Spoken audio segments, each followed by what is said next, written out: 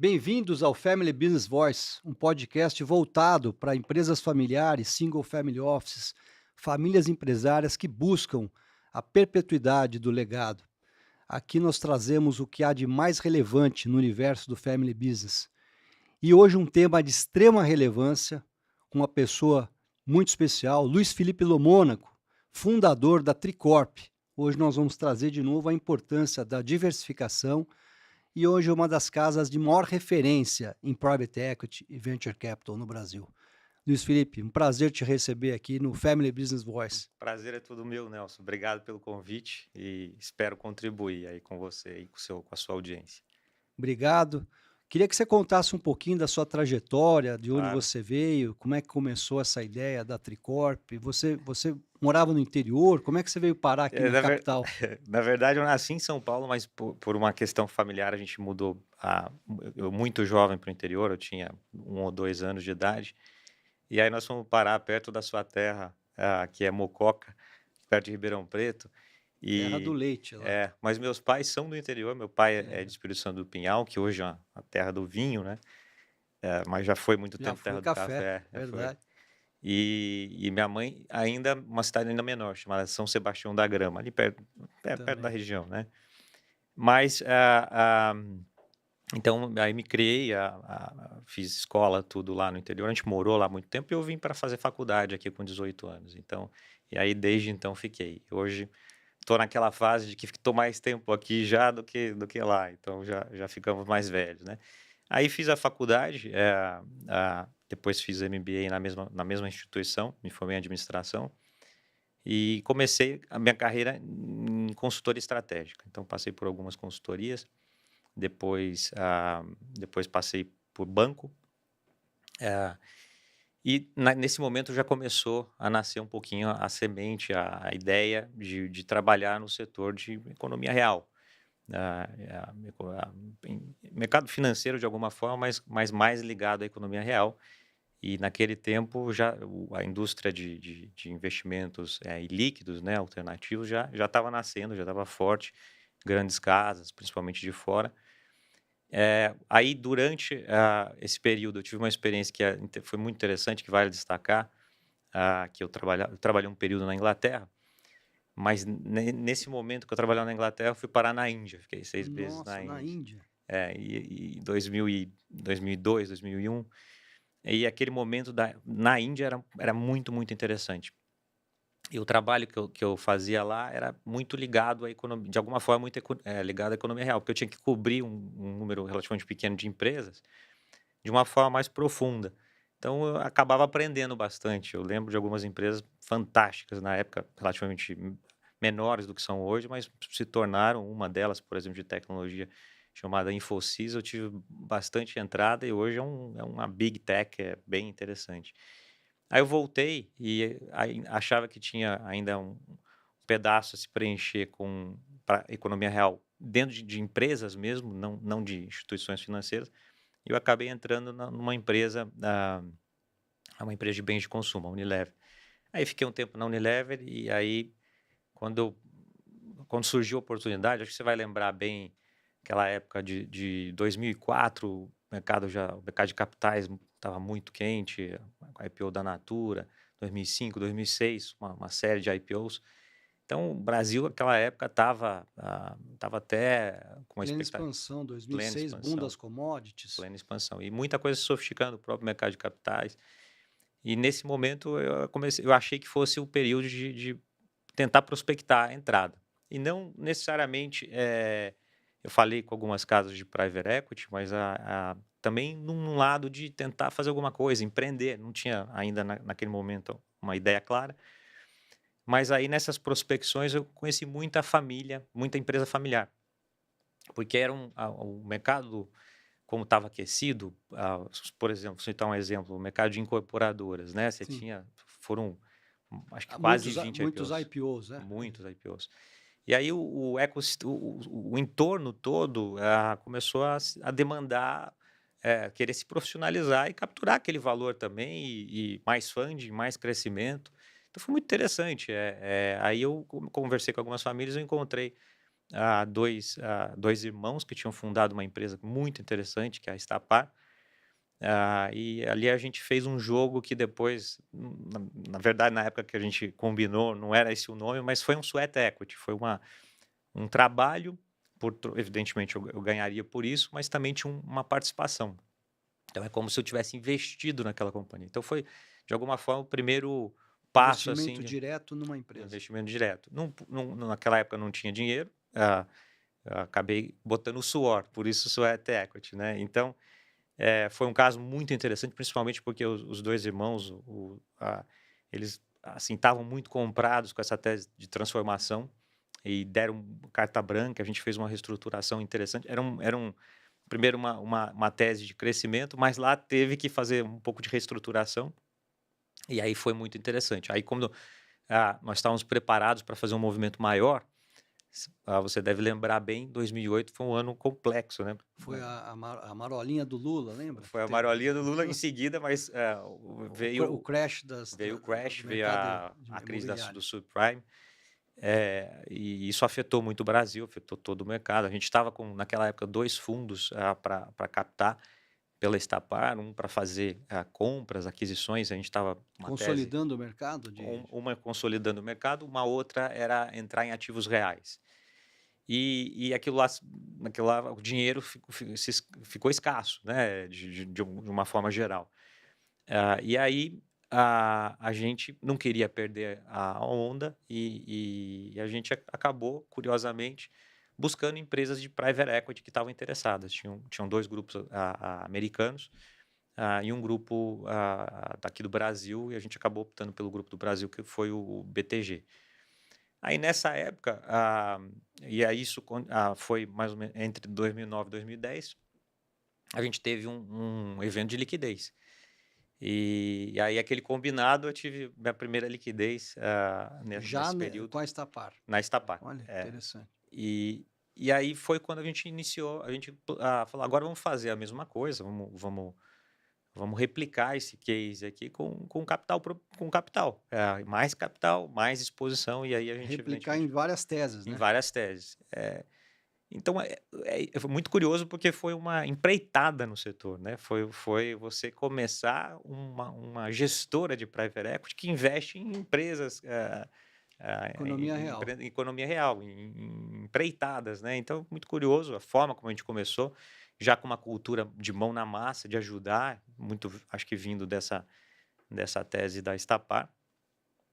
E aí, evidentemente, eu não acredito que você construa nada sozinho.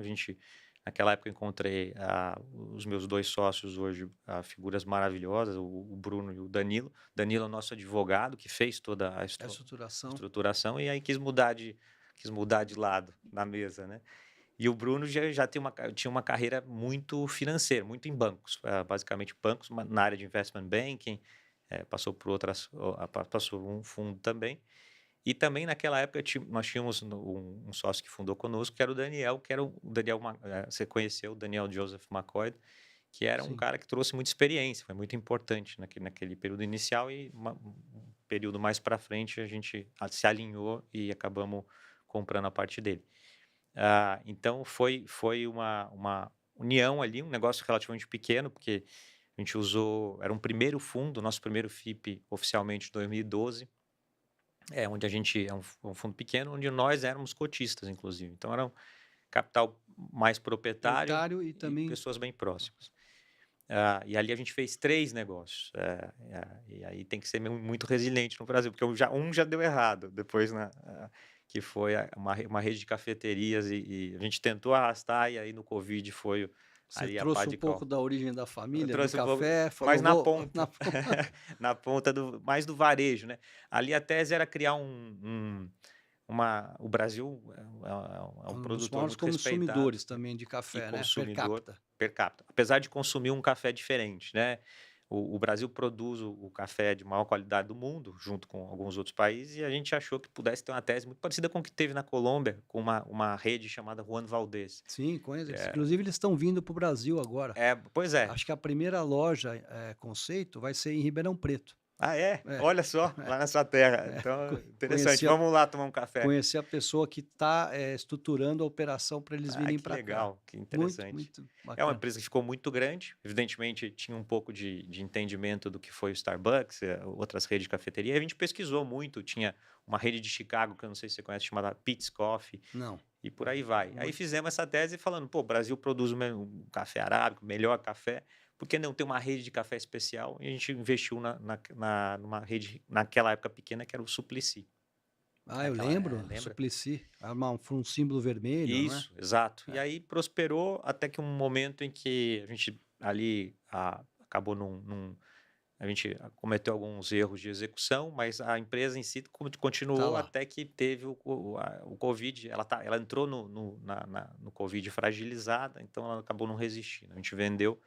Então foi um erro do fundo que, se você não é persistente, como tudo tem que ser, né? Mas você Insistir. não tem que insistir Resiliência. muito.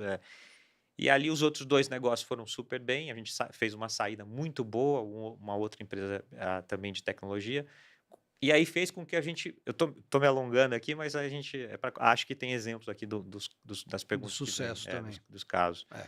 E aí a gente, considerou que aquele fundo, ainda que tenha tido um erro, foi um sucesso, a gente passou a querer, prospectar mais investidores, né, captar aí de forma um pouco mais institucional.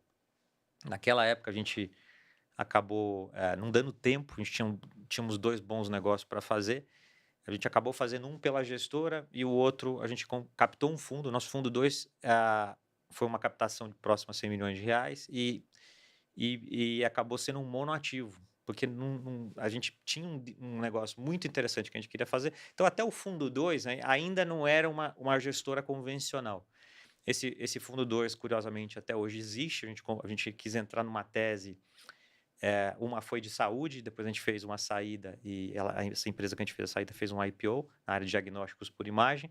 O outro, que foi do fundo 2 foi uma tese diferente. É uma tese que, a partir desse momento, começou a caracterizar muito a nossa estratégia, que é você encontrar negócios com diferencial competitivo muito grande.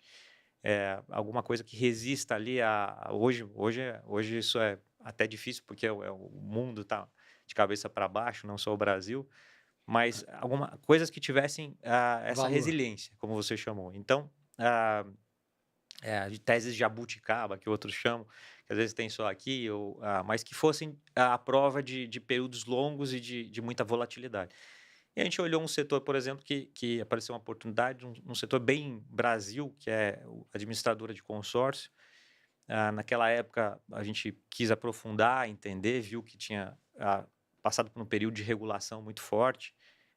Isso acabou levando o setor a se concentrar em grandes bancos. É um setor muito grande, mas hoje Os bancos que ofereciam mais esse os bancos que produto. ofereciam tinha muita redistribuição, os bancos, e aí acabava oferecendo como mais um produto, assim como um título de capitalização e oferecia um Exato. consórcio. Então, um setor que naquela época a gente entrou era um setor de mais de 100 bilhões, era próximo a 150 bilhões de venda por ano, só que era Banco do Brasil, Bradesco, Itaú, Totalmente totalmente concentrado concentrado, e nos principalmente bancos. nos grandes bancos de varejo. E aí nós olhamos teses independentes, e tinham ali bons nomes, que são conhecidos do público, né? Randon, Rodobens e por aí vai. E aí a gente identificou uma empresa no Paraná, chamada Consegue, bem focada em parcerias com grandes empresas. Ela usava balcão de empresas como, por exemplo, a New Holland. Então você ia comprar um trator, você comprava um trator, o outro você financiava com um banco com fomento. Daqui a pouco você queria trocar o trator em alguns anos, você fazia um consórcio nacional Para New usar Holland, aquela carta para usar aquela carta, para compra. refresh dos tratores depois, ou substitui, ou compra o trator.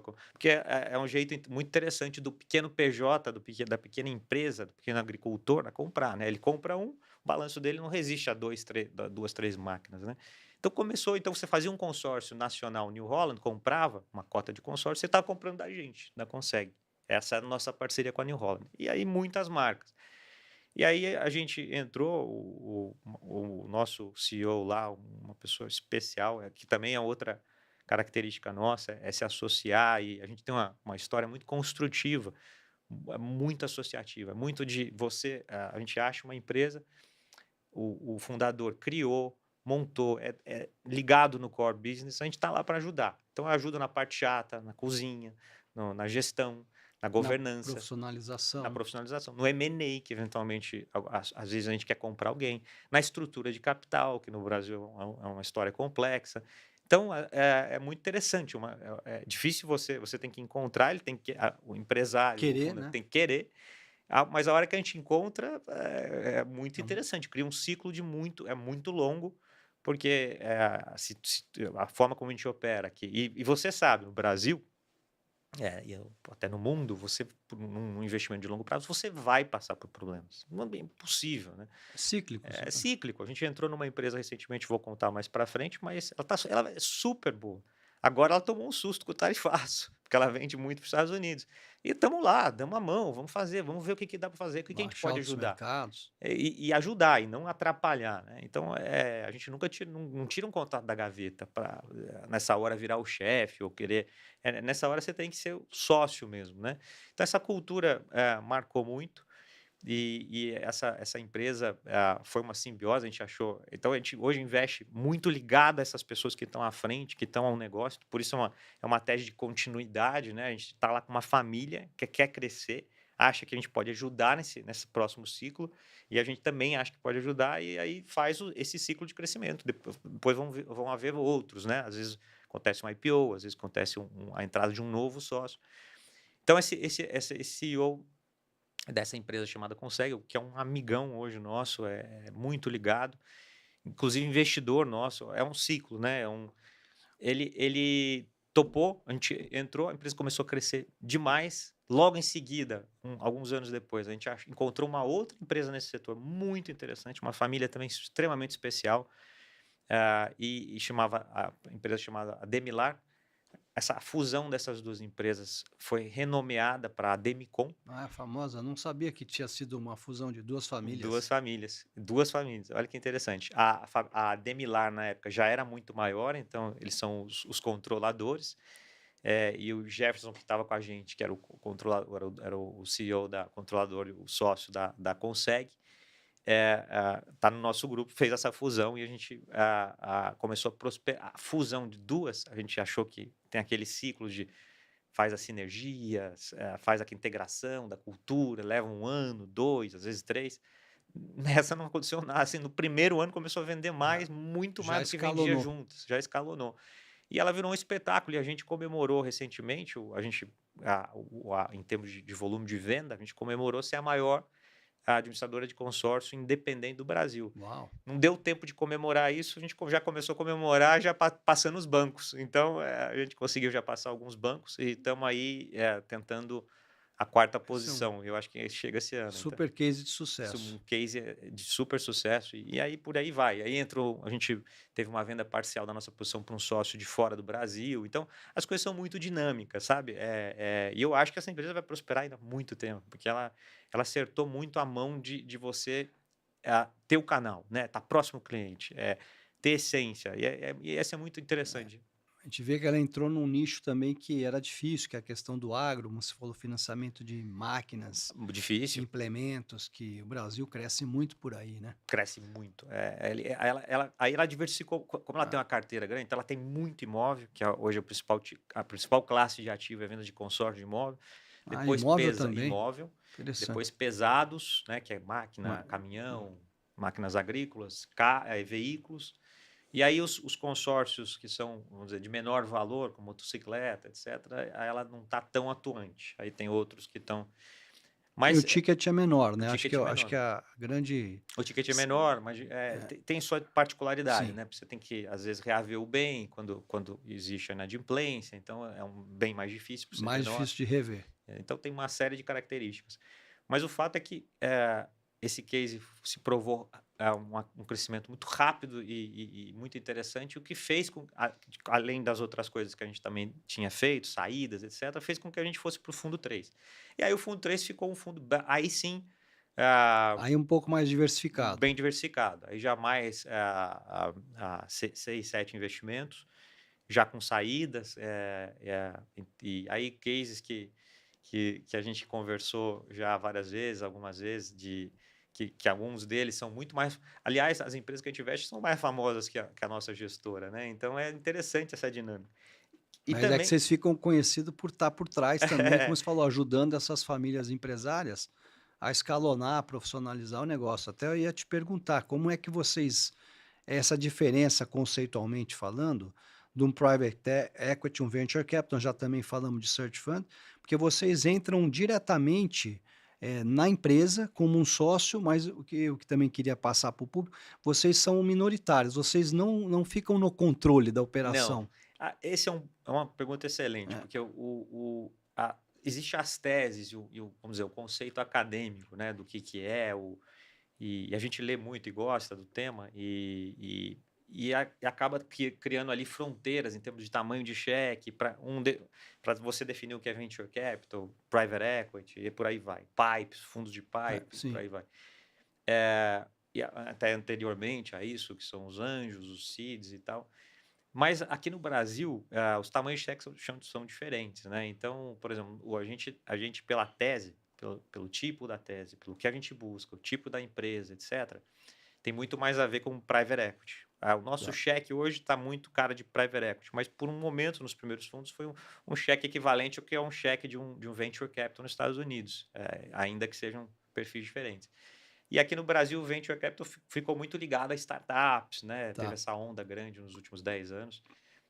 Então, a gente nunca teve isso. A gente sempre quis entrar em empresas ah, geralmente Já familiares, já rodando, já com uma já certa, rodando, já com tempo, ok. já gerando caixa, algumas em fase de começar a gerar caixa, mas geralmente algumas. A gente tem hoje um fundo 4 que eu conto mais adiante, mas no fundo 4 a gente já fez 2 investimentos, que é um fundo novo, é um fundo do começo desse ano, e as duas geram muito caixa para distribuir dividendos. Então, não é uma. Interessante.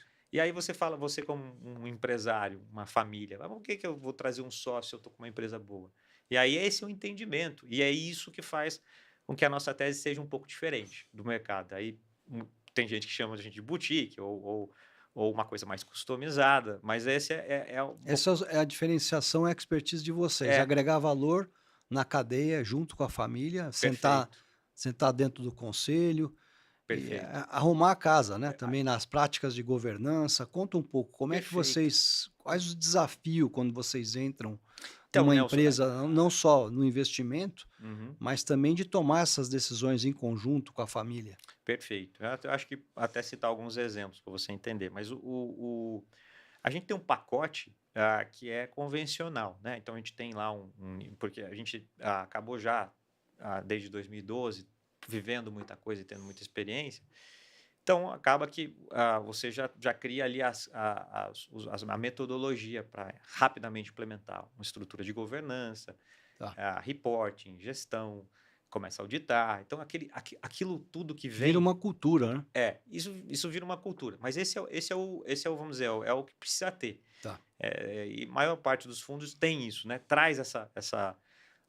Mas o que não tem, o que talvez nos diferencie mais, é que depois disso, tá lá o dia a dia da empresa, o pau comendo, né? A É coisa isso aí, a acontecendo. operação. A operação. E é nesse momento que eu acho que a gente cria mais, porque a gente tem essa relação muito próxima. Então, no dia a dia é como toda empresa, tem lá os grupos de WhatsApp, os comitês, as coisas acontecendo, o real time, os pequenos focos de incêndio, as grandes decisões estratégicas. Então, a gente vai dividindo e a gente é muito ligado. Então, e sempre tem um sócio da gestora ligado àquela companhia, Um dos sócios mais ligado na um dos, operação ali, um dos acompanhando sócios, de perfeito, perto. perfeito, um dos sócios mais ligado e o outro sócio pouco menos, mas também ligado para dar esse backup. E o time todo de analistas Análise. nossos, Tá. que são a gestora, por ser uma gestora relativamente pequena, perto das americanas, do mercado, a gente fez uma estrutura de partnership muito interessante, já que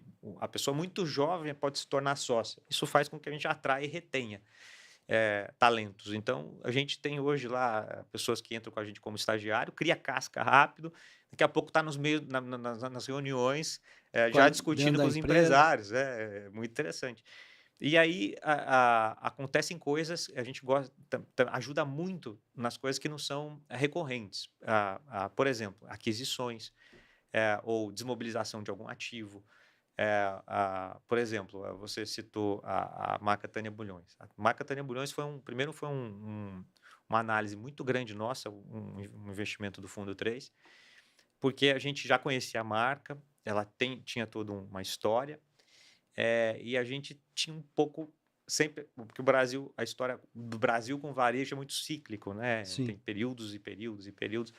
E a gente começou a entender ali, a gente quis ter essa curiosidade. A gente começou a descobrir uma marca com uma essência assim, até apaixonante, assim, do ponto de vista de você entender como a coisa é feita, como é o esmero com a qualidade do produto, como é artístico. É uma coisa muito interessante, porque é uma simbiose de um negócio artístico que ela conseguiu dar escala. É isso que eu ia te perguntar, porque é muito difícil você ir para uma coisa que é quase que artesanal, Pois aquela é, coisa que é muito a imagem própria do dono, da dona, né, da fundadora ali no caso, pois é. e gerar isso de uma forma profissional e escalonar, que vocês estão até legal, que eu queria te perguntar, que vocês já estão no mundo, quase no mundo todo, compraram uma fábrica agora Compramos, pois é, na essa Itália, na na França. França, Mas eu vou. A de Pedra que comprou na na Itália, que Itália. já tinha uma subsidiária em Carrara.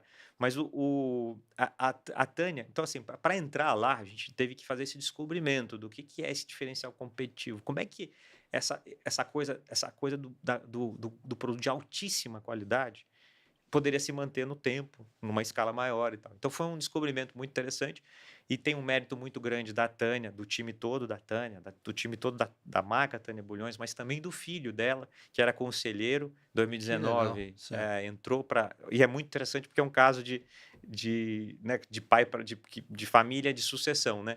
O filho não estava na empresa, estava no mercado financeiro, era um cara genial no mercado financeiro, um PhD em Chicago Uau. e estava fazendo a carreira É. dele. E aí, no momento de vida, ele se juntou com a mãe, 2018 para 2019. E a partir de então, ele pega uma empresa com a essência artística e ele começa a dar uma cara de corporação, de empresa. E começa a crescer 50% ao ano, capital próprio sem dívida. Assim, é um negócio muito interessante. Evidentemente, já pensando em escalar as áreas. Então, nesse momento, eles começam a entender que a marca Tânia Bulhões não é uma marca mais ligada ao Tableware. É uma marca ligada ao luxo brasileiro, vamos chamar assim, um negócio especial, né? E aí ele começou a entrar em outras Exato. subcategorias. Você vai, Aí ele foi para perfumaria pessoal, e começou a crescer o muito. range de produtos Range. são muitos, né? E eles são muito felizes com isso, porque quando entra numa subcategoria, por exemplo, perfumaria pessoal, eles vão lá, o tableware deles é feito na República Tcheca, parte, né? Na França, na China. É sempre na Itália, eles sempre buscam os melhores fornecedores do mundo. Aí no perfume não poderia ser diferente. A primeira coisa que eles fizeram foi: eu quero os óleos essenciais do perfume da França. Foram achar aquela Suíça francesa chamada Feministe, que é John Malone, a Chanel, e conseguiram trazer para cá. Então, o perfume de Tânia Bulhões hoje é um perfume equivalente aos melhores do mundo. Uau, não sabia. Muito Muito interessante. bacana. Aí ele começou a escalar e aí tivemos uma discussão, aí para voltar na tua pergunta do como é que a gente ajuda. Sim. Sobre a gente tem uma porcelana que você conhece, tida como a melhor porcelana do mundo, que vem de uma região controlada, que é uma cidade perto de Bordeaux chamada Limoges. Essa, né, as porcelanas de Limoges, né, é muito curioso. E aí a gente começou a detectar ali que as fábricas tradicionais, fábricas de 200 anos, estavam sendo compradas pela Hermès, por um grupo chinês, a outra por um outro grupo de luxo famosíssimo. E a gente estava com risco de perder nosso fornecedor. E aí a gente começou a provocar e discutir dentro da companhia, vamos comprar o nosso fornecedor. A gente representa hoje mais da metade da venda dele. Verticalizar a produção. Pois é. E aí olha que interessante, e isso eu acho que torna o nosso trabalho muito interessante. A gente está aqui sentado, mas de repente a gente está comprando uma fábrica que nasceu na Revolução Francesa, 1780 e pouco, Meu Deus. 89. Então, assim, é muito interessante. O CEO lá, o Frederic, é uma pessoa extremamente comprometida, interessante, cheia de história. Eles trazem toda aquela coisa da cultura francesa, do esmero. Então, assim, combinou. A gente comprou essa fábrica na França. Inclusive, a gente já comprou uma segunda lá, que era um complemento. E hoje a gente verticalizou muito essa produção, aprendemos muito, vimos as vantagens de você poder controlar um A negócio de fonte. a fonte, um negócio que inclusive é uma oferta de um produto escasso. Isso é muito interessante no setor de luxo. A escassez, né? O lado, não só o lado artístico, mas a escassez também que isso tem. E a gente acabou que resolvemos fazer o nosso maior investimento da companhia, que foi a construção da fábrica em Uberaba. Nós vamos inaugurar provavelmente no Agora final vocês desse ano. trouxeram para cá a Nós, produção? nós montamos a fábrica do zero aqui. A fábrica continua na França, porque essa fábrica vai produzir só a louça A essência. extremamente Ah, alô, só, especial de ok. Limoges, Tá. a porcelana, que inclusive, isso começou a se desdobrar muito, né? Essa porcelana aí a Tânia Bulhões usou toda a estrutura dela, já fez uma parceria com o Plaza Athénée, já fez parcerias com os Estados Unidos, de collab, então tá aflorando muito. Teve um Tá indo. probleminha esse ano daquela história da xícara e tal, nós superamos, eu acho que o público que é consumidor, que conhecia a marca, ele absorveu muito rápido, porque ele sabe a essência, sabe da história, a gente Sim. mostrou tudo, foi extremamente aberto, mas muita gente conheceu também novos entrantes na marca, né? Que agora vão poder conhecer um pouco mais, entender melhor e entrar via perfume, via outros produtos. Daqui a pouco a gente tem uma linha chamada Tânia Pele, que é linha de banho. Então, mas eu dei toda essa volta para falar desse apoio que a gente deu. Fomos fazer lá o M&A, compramos a fábrica, fizemos uma diligência numa fábrica de 200 e tantos anos. Imagina fazer uma E o diligência trabalhista numa fábrica desafio de francesa. entrar num outro país, ainda Pois é. convencer o francês Pois que é, ele conhecer vai francês. escalar e Pois é, profissionalizar o negócio. pois é. Mas aí é um orgulho muito grande, né? Porque você vê uma marca dessa começando a ganhar o mundo, né? Então, o brasileiro tem que ficar orgulhoso Orgulhoso. desses cases, né? Então, esse é um pouco da essência. Aí, só voltando na cronologia, a gente fez essas empresas do fundo, no nosso fundo 3. A gente já fez saídas, muito interessante, então eu acho que não vai dar tempo de falar de tudo, mas a gente fez uma empresa chamada Zidog, também uma essência Essa é muito muito grande. conhecida. O pessoal extremamente especial, três fundadores, amigos, montaram a empresa do zero, sempre ligado no diferencial de marca, de produto. E aí nadaram de braçada, cresciam assim de uma forma com inclusive crescimento de empresas de startup, assim, a duplo dígito alto. E aí a gente entrou, e aí pouco tempo depois a gente começou a ser assediado pelo mercado complementar, né? E aí a gente acabou fazendo uma transação com a Pets, que é outra empresa que a gente Outra admira gigantesca, a demais. Pets. É demais, assim, Então a elas história fundiram toda. hoje. Aí fundiram, a gente fez a transação e a transação foi envolveu parte em ações, então a gente é acionista hoje da Pets no nosso fundo 3. A empresa que a gente gosta muito, agora está numa fusão aí que está acontecendo. Então, são cases que a gente fez uma outra rede de hospital veterinário, foi muito boa, também muito ligado aos fundadores, eles são muito bons, teve seus altos e baixos, mas sempre crescendo. E aí a gente saiu no final do ano passado, começo desse ano, para um fundo maior de private equity americano, que comprou a nossa posição e não comprou a deles. Vai fazer o próximo ciclo de crescimento. Então é muito curioso, muito interessante isso. A gente teve que se adaptar, a gente não poderia fazer teses muito, vou chamar, europeias ou americanas, sabe? Porque aqui o Brasil é um pouco diferente. O Brasil, o mercado de capitais não está toda hora aberto, não tem essa liquidez toda. Então eu tenho que ter Verdade. mais alternativa, tenho que poder vender para um fundo maior, tem que poder fazer, às vezes, o mercado de capital. Ou tem um caso nosso, a gente revendeu para o próprio fundador. Então, Revendeu para o fundador. Mas esses setores, eu ia te perguntar, eles são agnósticos? Vocês têm alguma preferência de segmento ou não? É análise pura de oportunidade, a gente escala, alinhamento com a família? Então, a gente não necessariamente precisaria ser especialista em setores, porque como nossa tese é ser minoritário, eu estou me associando Tá. com o cara que é especialista, que a gente considera os máximos especialistas no setor. E a gente faz o que é comum em todas as empresas, né? Governança, gestão, etc. Mas a gente tem que ter familiaridade um pouco com o setor. Então, tem alguns setores específicos que a gente não faz. Então, a gente faz bastante. A gente faz consumo, bastante consumo, que por sua vez tem o varejo junto, né? Sim.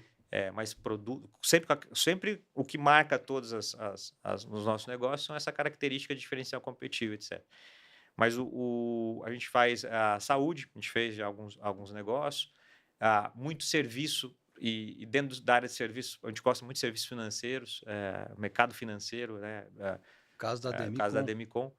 Ah, e tecnologia, a gente tem empresa de tecnologia também, mas aquela tecnologia mais, vou chamar mais, o jeito já, como você caracterizou, já deu certo, já fatura, já está ganhando clientes, já está ganhando mercado.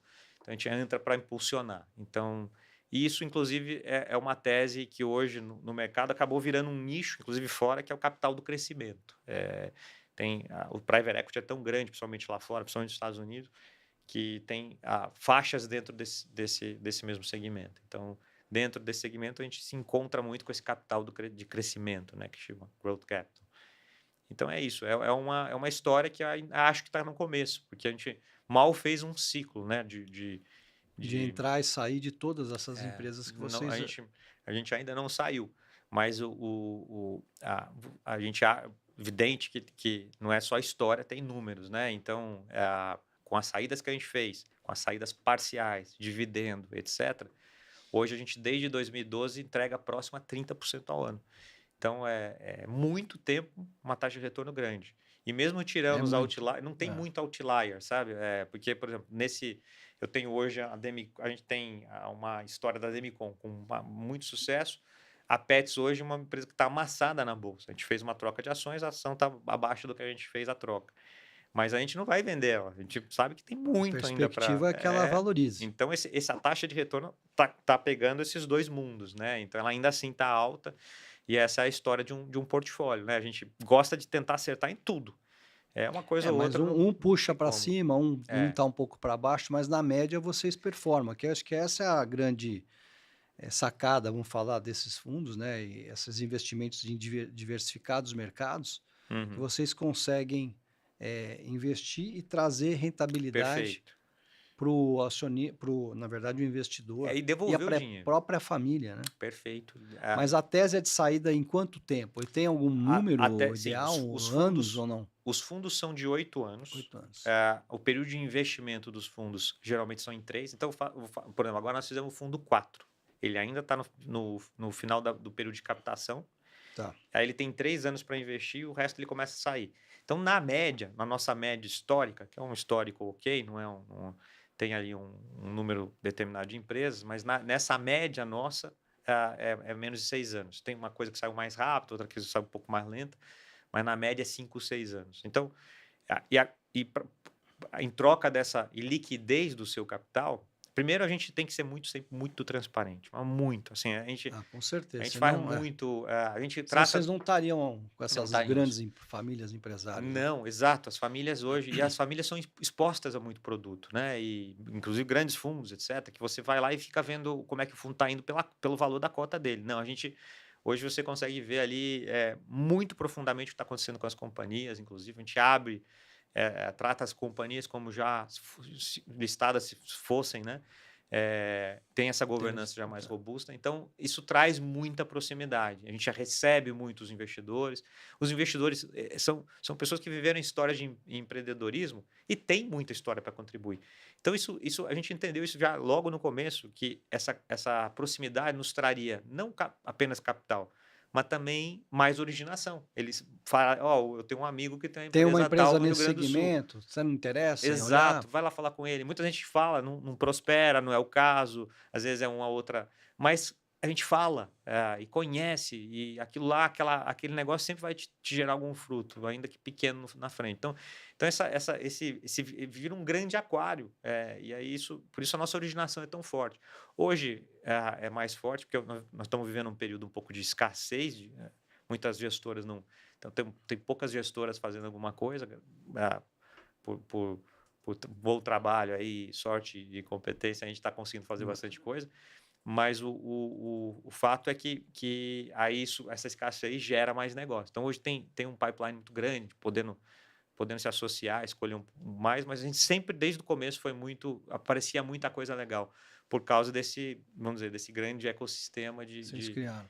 E aí é muito interessante, porque quando o empresário tem a liquidez, em alguma das fases, né?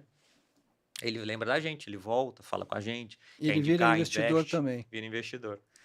Então, é uma equação que a gente acha muito interessante, né? Não, às vezes é diferente, por isso nós temos um perfil zero agressivo, muito construtivo, muito compreensivo. Às vezes, muita gente acha que o mercado financeiro tem que ser um pouco mais agressivo. Esses caras são muito bonzinhos, mas isso para nós tem funcionado muito, sabe? Isso tem muita, assim, empresas que você vê que tem certo trauma desses fundos que falam, fundos abutres, né? Que tem É, esse apelido porque vai quando a empresa não está muito bem e entra num momento em que ela precisa perfeito, e eles acabam perdendo o perfeito, controle, a empresa é vendida. Eu perfeito. até te perguntar como que você vê essas parcerias que vocês têm e cases como que as empresas familiares se beneficiam de fato Uhum. dessa entrada no caso de vocês, Então, na gestão, na profissionalização, aham, na criação de valor também, consequentemente na geração de liquidez, uhum, que eu acho que é muito importante para a muito. família. Perfeito, assim, eu acho que vou começar da sua última afirmação. Quando a gente entra, ainda que a gente tenha essas características bem customizadas, né, bem construtivo, quero ser teu sócio, não teu Exato, investidor. Mesmo assim, nós temos um fundo, nós temos um dever fiduciário, nós temos investidores, nós temos uma área de compliance grande, nós temos investidores institucionais nos últimos fundos. cobra E resultado, qual é o resultado? Então, eu é. tenho que sair, né? Então, essa é um diálogo muito aberto. A gente, quando começa a conversar, começa a entender, etc., mesmo aquela família que tem um negócio bom, rodando, tá curioso para ouvir, etc., a gente começa a falar, ó, a nossa entrada, ela vai resultar numa transformação, que vai ter mais investidor, vai ter liquidez. E para você pode ser, se você tem uma história de querer sempre se perpetuar no negócio familiar, mesmo a empresa sendo muito grande, como acontece em muitos casos, né? Sim. Você e quer ter cenários de liquidez parcial ao longo do tempo, é possível. Você quer ter uma saída, é possível. Você quer continuar, às vezes até nos comprar, às vezes é possível, como aconteceu num caso. Então, mas essa discussão é colocada à mesa já na No primeiro entrada, momento. no primeiro momento, porque às vezes às vezes não pode entrar eu não posso entrar numa arapuca, ainda que a gente, do ponto de vista de Tem governança, que exemplificar e criar hipóteses de todos os cenários possíveis, né? perfeito, Até para eles saberem que pode acontecer perfeito. diferentes outcomes, né? Saídas, Exatamente. E aí, Nelson, consequências. mas depois que eu tenho esse papo, aí a gente tem que ter os mecanismos. Eu não posso investir o dinheiro de um capital de terceiro sem ter uma segurança jurídica. Então, eu tenho que ter Perfeito. mecanismos de liquidez, que às vezes levar a empresa para algum tipo de saída, ter dividendos, às vezes, desproporcionais para recuperar o capital.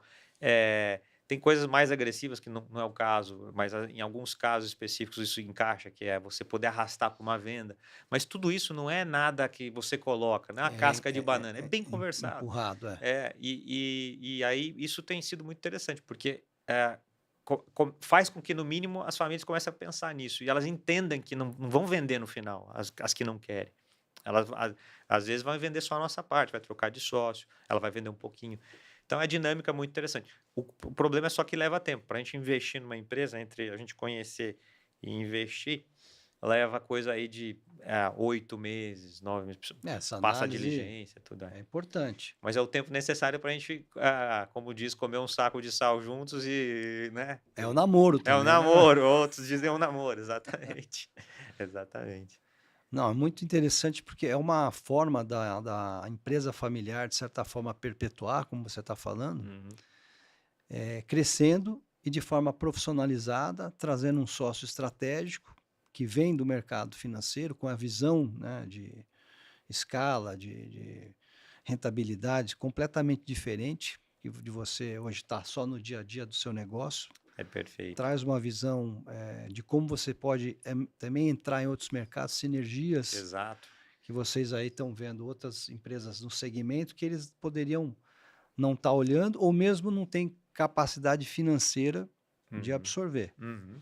Exato. E aí você falou, esse caso da Demicon foi muito bacana, né? Que você falou, juntou duas famílias. Acho que eles sozinhos não iriam ter, talvez, Às vezes eles são até concorrentes, né? Vocês até quebram Poderiam ser uma concorrentes. Eu pouco. acho, eu conhecendo bem eles hoje, eu acho até que eles teriam um caminho de sucesso de qualquer forma. Sim, Eu sim. acho que a gente pode ter acelerado ali. Então, é, mas é muito interessante. A gente tem, tem conseguido aí conseguir e participar de grandes casos, né? Legal. Essa diversificação que você falou, a gente passa a conversar quase todo dia. Para onde nós vamos? Como é que é? As provocações são enormes. A gente entrou numa empresa agora que foi a lógica foi ao contrário, assim, era um investidor nosso lá do Espírito Santo, estado do Espírito Santo, e ele nos expôs ao que ele fazia, ele sem nenhuma intenção de ter sócio, que é uma empresa de pedras naturais, um setor que o Brasil está muito forte, pouca gente está sabendo, porque é um setor muito exportador, né? Que é basicamente mármores e granitos e quartzitos. Quartzitos é uma coisa que foi descoberta aí nos últimos... descoberta há muito tempo atrás, mas viabilizando do ponto de vista econômico há uns 15 anos atrás, 20 anos atrás, por causa de ser uma pedra muito mais robusta, a dureza dela é muito grande, e aí os chineses inventaram uma técnica de extração que viabilizou e o Brasil 80% da Interessante. reserva mundial. Uau! E isso estourou. Para entender bem, imagina um mármore Bruto. lindo, muito É, tão bonito quanto, se não mais, tá. mas muito mais duro, porque o mármore é mole, às vezes estraga. Então, Ok. então isso naturalmente explodiu no mundo. E essa empresa é uma dessas líderes. E aí, quando a gente começou a conhecer o setor, são 20, 30 famílias lá com empresas boas, ganhando de bastante dinheiro, sem conversar, sem. Aí a gente começa a provocar de consolidação, de expansão, de como abrir melhor o mercado Abrir o árabe. mercado. É. Então, essas provocações são diárias. Muitas delas acabam não saindo no papel. Tem outras, começa por uma provocação, depois tem todo um plano, né? Essa que veio através do desse Essa que sócio. veio. Ele era investidor nosso, E o ele que Luca. achou esse segmento de pedras. Ele não, ele começou, ele é um geólogo, Ah, é meu um Deus, olha. PhD geólogo, Bom, é a adora o paixão negócio, dele e paixão. Não, é fantástico. A gente descobriu muito esse negócio. Nós fomos na fábrica lá, nós tivemos uma aula de geologia. Tem a pedra que você coloca na sua eu nunca parede. O dia que você quiser imaginaria, reformar, você me fala. nunca imaginaria um segmento desse Não, como forma de escalar, e é uma, né? é uma, é uma arte da natureza. Tem uma pedra lá que tem a formação dela inicia em 3 bilhões de anos, a Terra tem 4 bilhões. Quer dizer, é um negócio.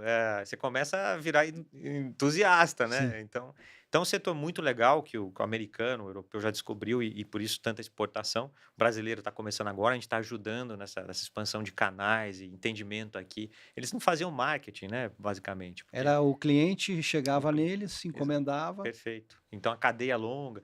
Então essa coisa é muito interessante, porque ele começa com a gente, nos conhece antes, não se convence de que quer ter sócio, a gente entra, começa a discutir o que pode dar certo, quais eram as teses, e começa a provocar coisas muito legais. E eu acho que nós vamos fazer coisas grandes com ele lá.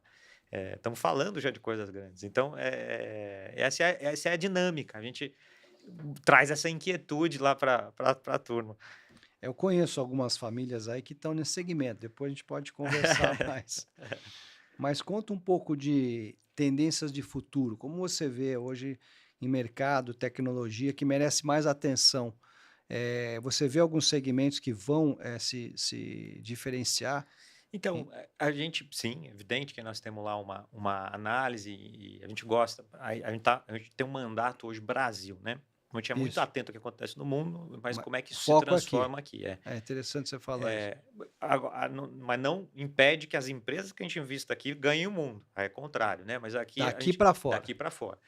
Então, a gente muito antenado. Por exemplo, agora nós estamos muito antenados na transformação de inteligência artificial nos negócios, como aumenta a Interessante. produtividade, etc. Isso. E setores específicos. Mas, de novo, muita atenção para quais setores e quais características das empresas que a gente entra conseguem manter essas vantagens competitivas no médio e longo prazo. E, às vezes, é uma coisa que tem a escassez, às vezes, é um domínio muito grande de uma tecnologia ou de um canal de venda. Então, não necessariamente são segmentos, né? Mas são coisas que acontecem e assim a gente monitora. Hoje em dia não está bem complicado, né? Então, Tá muitas mudanças muito rápidas, né? A muito rápido. tecnologia escalonando Tem esse desafio a mais, É, porque hoje a gente fala muito de encontrar coisas que são a prova de tudo, né? De que tem uma roupa, uma muito, blindagem muito grande, mas é difícil, porque hoje o mundo está nessa transformação, muita guerra, tem 3 guerras, 4, daqui a pouco 4 guerras acontecendo, a história toda dos Estados Unidos nessa mudança, isso de alguma forma te afeta, não afeta no primeiro momento, às vezes afeta depois. O próprio humor do mercado brasileiro, a gente não dá para falar que você investe em negócios, os negócios são a prova do Brasil em si, do de- macro, né? Então a gente é muito atento a isso e estamos levando isso em consideração toda vez que a gente entra e sai. Mas como é um investimento de longo prazo, você vê que se você analisar um negócio no horizonte de 10 anos, é muito diferente de analisar num mandato de governo, por exemplo, que são 4 então, o que vai acontecer com aquele negócio nos 10 anos? Aí você pega o histórico também, quando você puxa isso para muito mais longe, aí você entende. Interessante essa sua análise. Até vim no carro escutando um podcast do Salib, que eu gosto muito, que é o Gestão da Manhã. Ele estava falando sobre o Jim Collins, sobre o livro que ele escreveu, As Empresas Built to Last, depois Built to Be Great, né, as Perfeito. que são feitas para Muito durar. Ele legal. analisou empresas de mais de 100 anos. Então, vocês também têm uma certa. Vocês conseguem fazer uma análise profunda e você poderia compartilhar, na sua experiência hoje de gestão de investimento que você tem alguma característica dessas empresas que elas se despontam para você? Quais delas, quais características são essas que dá essa diferenciação para elas durarem? Então, a gente, uma coisa é assim, quais são os diferenciais competitivos daquela Ótimo, empresa no setor? tá. É uma análise muito micro ali, né? A gente entra, vou dar exemplos. Quando a gente tem uma empresa de produto que tem a sua rede própria, nós vamos até as lojas, vamos falar com os clientes. Às vezes a gente entra numa empresa de franqueado, nós vamos atrás dos franqueados, falando com todos eles. Então a gente quer testar se aquelas Teses, características são também. realmente podem ser longas, Ok, né? ok. Agora, para a gente entrar numa empresa, são muitas variáveis.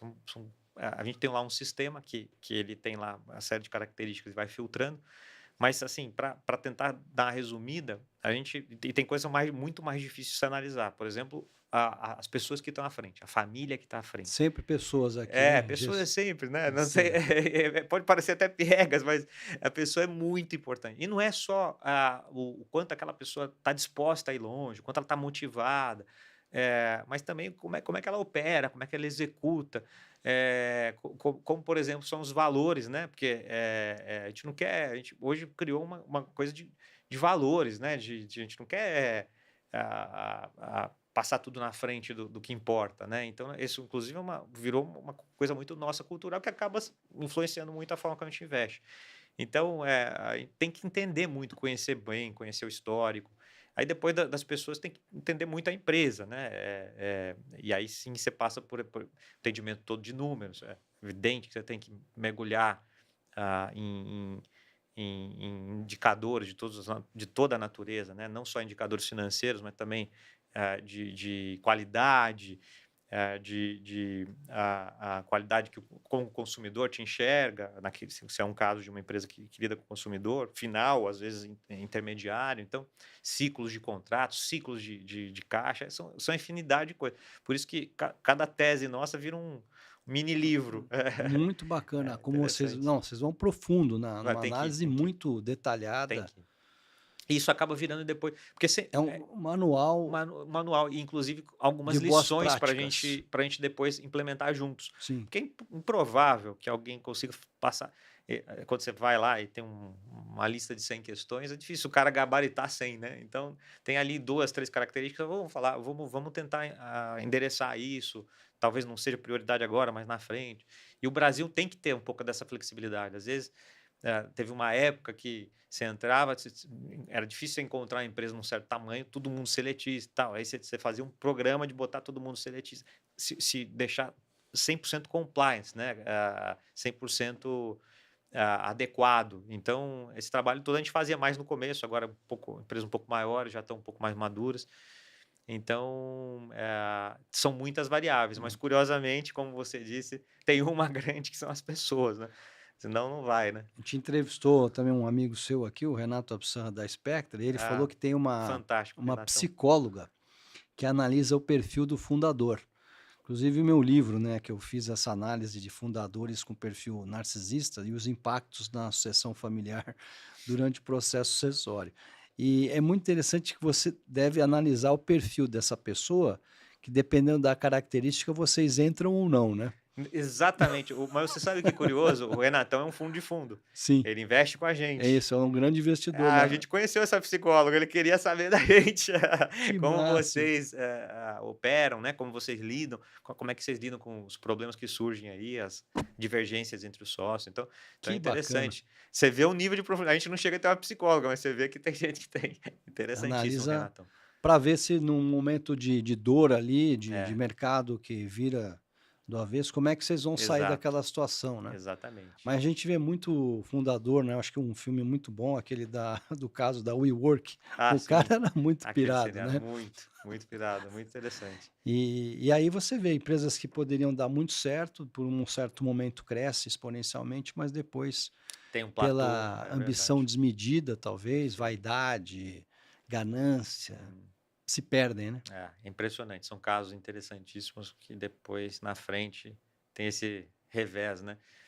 Mas Revela o lado, o dark side da é o Dark pessoa. Side. Fantástico. Não, muito bom. A gente já está quase uma hora já conversando. Você vê como é que O flui tempo bem a passa rápido. conversa, né? Conversa boa. Para a gente ir trazendo aqui uma mensagem final, né? Pela sua experiência também, que conselho você daria para famílias empresárias que desejam investir ou captar investimentos, que é o caso de vocês? Investir, eu acho que tem que olhar, assim, muito hoje, não só no Brasil, mas que no mundo, você tem que olhar muito o gestor. Não Tá, pode ir um pouco na onda. Às vezes o gestor é muito grande, a marca dele fala por si, você embarca naquela onda só olhando os resultados passados. É evidentemente importante, mas eu acho que você tem que conhecer um pouquinho mais, entender e aí alocar o seu capital, assim que a gente faz com o nosso capital próprio, né? Da mesma forma como a gente investe em empresas. Agora, aquela família que quer nos receber, tá. eu acho que, evidente, tem que conhecer bem o que a gente pode fazer juntos. Eu acho que você simplesmente querer o capital, uma parte do capital, inclusive, para a saída, que eu acho que é legítimo, às vezes quer um cash out, né? Mas a essência tem que ser a construção, o ciclo que você vai fazer junto. Então, você vai ter um sócio ali, você não vai ter um capital. Se você não conhecer, daqui a pouco você vai estar numa reunião, aí as Vão estar pessoas brigando. vão estar brigando ou vão se desentender, às vezes trava alguma coisa. Então eu acho que tem que conhecer, pode levar o tempo que for, eu acho que não acho que você está construindo uma história de 10 anos porque vai fazer um negócio em um mês, né? Então Sim. conhecer bem, mas eu acho que tem que ter essa empatia, tem que ter e não é só as características, eles ajudaram, muita gente cresceu com eles, acho que isso é super importante, mas tem que conhecer as pessoas também. Da mesma forma que a gente dá importância nas pessoas lá na ponta, né? Sim. As famílias fazendo os negócios que tem uma história já bonita, eles têm que também conhecer um pouquinho a gente. E aí a gente convida sempre eles conhecerem as pessoas que a gente fez negócio. Porque eu ficar falando bem de mim Traz mesmo o aqui testemunho das muito. famílias que. Exatamente. Não significa nada eu ficar falando bem de mim, cara. Agora, se é uma pessoa que a gente fez negócio e contou como foi, quando passou uma dificuldade que aconteceu e tal, isso eu acho uma das coisas mais interessantes. Então, eu acho que essa diligência por parte da pessoa, da família e do founder que quer receber capital, eu acho importante.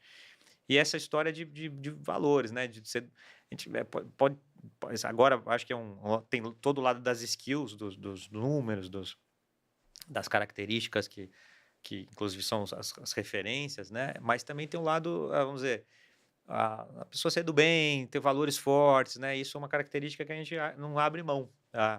Então, você chega num ponto da sua vida, uma família empresária chega num ponto que não quer um sócio que vá ter valores diferentes, que vai ser muito agressivo e não compactua com os meus, sabe? Que vai eventualmente tomar algum atalho.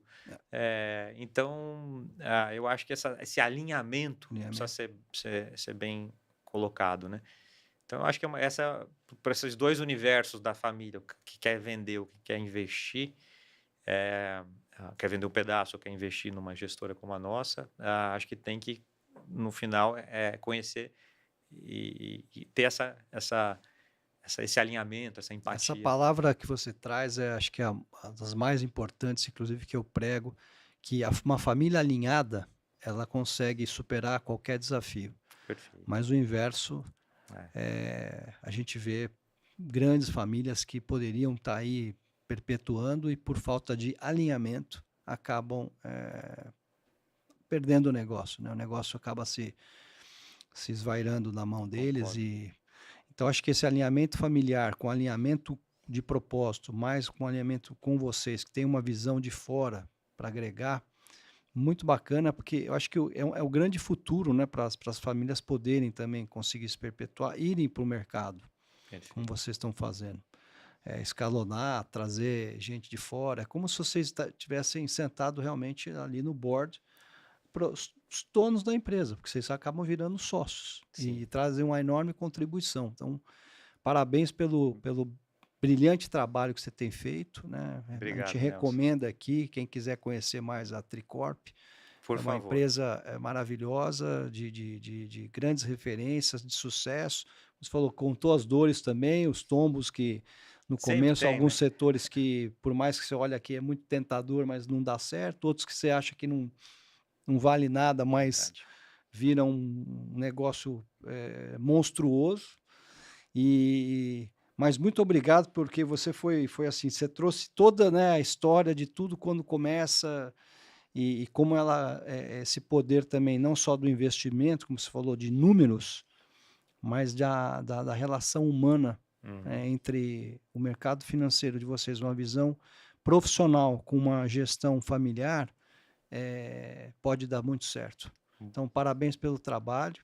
Obrigado, Nelson. Obrigado E, por nos receber e pela parceria aí. Vamos ter bastante coisa para falar e vamos tomar café lá no escritório. A sua audiência também. Quem quiser conhecer mais, o convite é muito legal. Deixo um convite aqui, quem quiser conhecer a Tricorp.